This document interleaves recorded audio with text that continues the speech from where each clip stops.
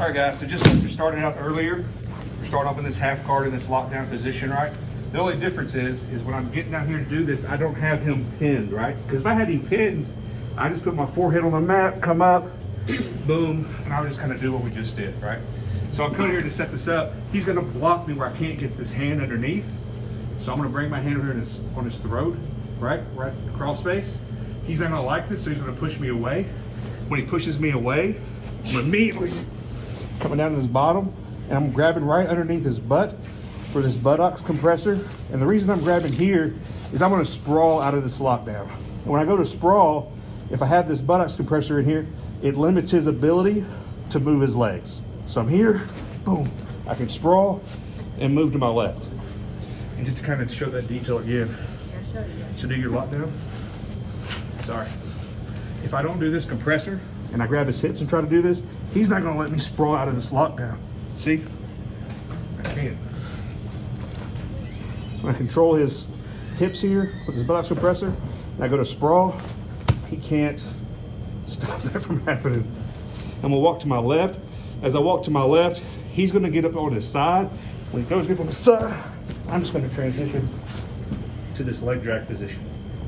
I would like to be able to come up here, flatten out his upper body if I can, but Justin's big. So it's hard to flatten him out here for this position. If you can with your partner, that's gonna be ideal. And from this position, same like Brian did earlier, I'm gonna start walking my hips around to get this other knee in here. Once this other knee in here, I can step over. And as I step over, it puts me right into the mount. So from leg drag to mount position, Justin's gonna do a reverse Alcatraz where he steps over.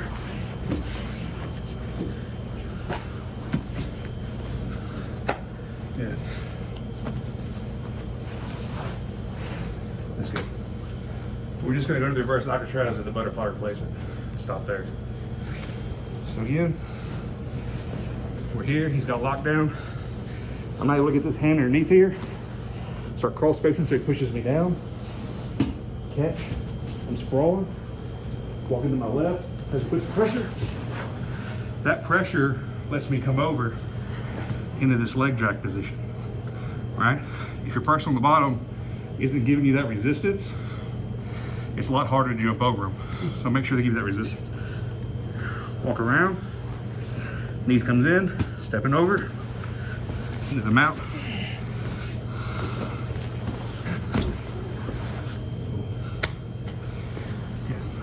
Show some a few details on the reverse Alcatraz.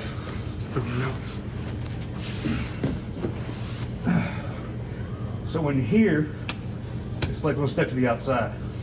A couple things. If he has live toes, where his toes are up, it's easier to hook this, right? If he doesn't, I'm just gonna move to this left side, lay my leg on top of his calf. When I frame on his hip to catch this here, then just bring my knees up.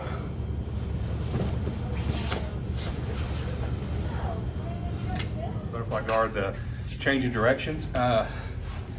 So we spent several months working butterfly guard, and I kind of got some concepts and principles in my head that I like to think about when I play butterfly. And I really like the Danaher stuff, how he systematically organizes it. So the way I organize butterfly guard for me when I come to play butterfly guard is the first thing I do is I'm gonna work on my posture. So if I'm playing butterfly guard, the thing to remember, there's so many options. This is a grip, right? This is a grip, here's a grip, right?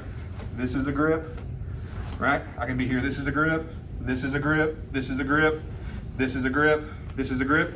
So what's some common themes that run through your butterfly guard game that can help you know if I get to this position, what am I looking for, what am I trying to do? So the first thing on it, Marcelo Garcia talked about posture, which posture is having a good posture like we talk about in everything we play, is over here, my head's up, I've got my feet kind of out in front of me, my hands right here by my feet, because if Adam or Sharpie's trying to get me, he's gonna try to grab me stuff. This lets me play my grip game, right? It's not letting him push me over. if I have a good posture and he hits me on my shoulders, right, he's not gonna knock me back. So stand up and just push it where you want to. Yeah, good, right? Hard to knock over, because if he's able to come here and just hit me, then I'm in a bad way, right? The next one after posture is grips and distance. I showed you a bunch of grips earlier, right? And my grips are gonna depend on how close I am to this person and what our relationship is, right? And my grip's gonna dictate a lot of times what I'm looking for my throw. So as you play your butterfly guard game, think of your grips and your distance, and I put those two together because this is a different grip and distance than this is right here, right? Then the third thing I think about is kazushi, or off balance. I'm a judo guy, so everything to me is all about off balance. So we're gonna work on this idea of this 2-on-1 grip. I've got 2-on-1 grip right here, and I'm moving in. And what I wanna do is, for my off balance, I need to shift his weight to where his body's over here. So by getting this arm and going this way, see how Adam's head has moved over his knee, his weight's over this leg, and I've effectively pinned this weight to this leg, which means now this is the light leg, right? So I don't want to sweep the heavy leg or the light leg. Light leg. Light leg, right? So I'm moving here to sweep. I've got my 2-on-1. I've got good distance, good grip, good kazushi. The next one is the sweep. So when I come here for the normal sweep off this 2-on-1 grip, I fall to my side. As I fall to my side, he's gonna move over here. My leg's gonna come up to sweep. Boom.